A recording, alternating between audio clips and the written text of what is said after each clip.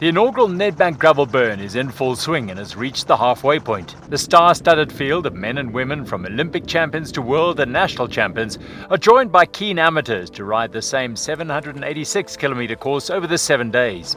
The course traverses the eastern and western Cape of South Africa and is predominantly on gravel roads. The spectacular open landscape is juxtaposed by the fast and furious racing, with the podium seeing new faces each day. Gravel racing is a relatively new cycling discipline, with the first World Championships being introduced in 2022.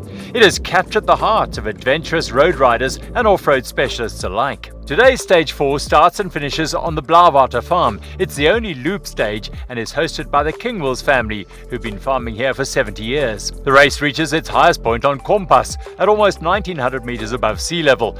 With a length of 111 kilometres and 1450 metres of climbing, this stage has potential to shape the overall classification. In the men's pro category, there's an impressive roster of names in the top three. Currently at third is Germany's first gravel champion Lucas Baum, just 1 minute 49 off the lead.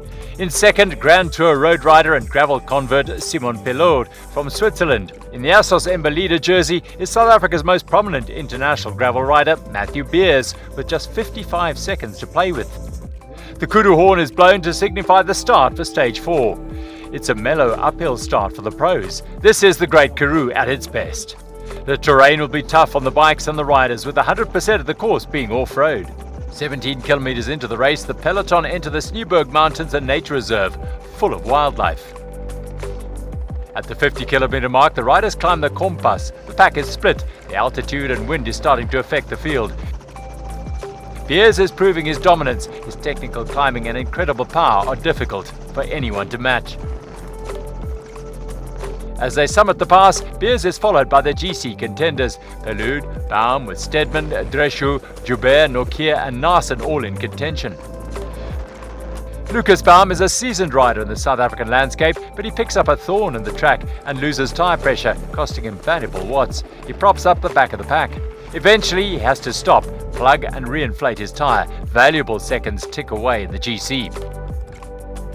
Beers is paying the price for his early efforts. Pellaud is feeling great and considers making a break. It's 25 kilometres to the finish line and a long solo ride with the windy conditions of the Karoo.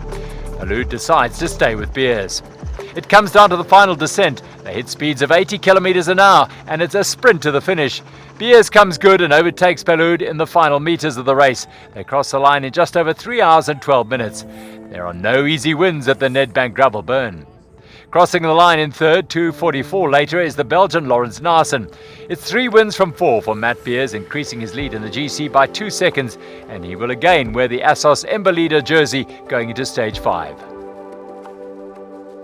In the pro women's category, the USA's Melisa Rollins is currently in third position, just 1 minute and 50 seconds off the lead. In second, from South Africa, is road legend Ashley Mourman-Passio, and fastest by just 12 seconds is French mountain bike marathon and gravel champion Axel Dubois-Prévost.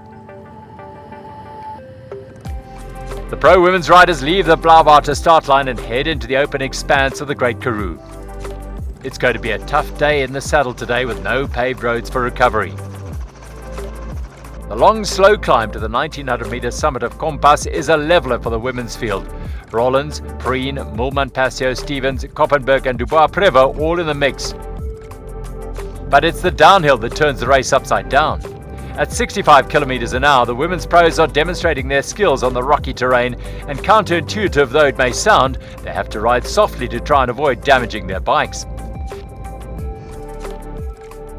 At the 65-kilometre mark, Hayley Preen drops her chain on the backside of the Compassberg, suffering her third mechanical in as many days. Axel Dubois-Prévost is sporting the Assos Ember jersey and has a target on her back today. Approaching New Bethesda, she also punctures, but can't repair it on the track. She limps to the neutral tech zone more than 12 kilometres away and fixes the problem, losing over 8 minutes. Attacks come from all 6 of the top riders as they yo-yo backwards and forwards. The racing is exciting. As they close in on the windmill finish line, it's Preen's off-road skills that shine through, and she closes the gap on Mourman-Passio. Melisa Rollins proves to be just too far down the road to catch, and the American crosses the line first in just under 4 hours. Hayley Preen follows 20 seconds later, with Ashley Mourman-Passio 9 seconds after the fellow South African. Axel Dubois-Prévost has had a disaster of a day, not only losing the Assos Ember Leaders jersey, but she's now dropped down to 6th in the GC, more than 9 minutes off the pace. The new leader in the general classification is South Africa's Ashley Moman-Passio, who will be wearing the Assos Ember Leader jersey for the first time in the Nedbank Gravel Burn 2025.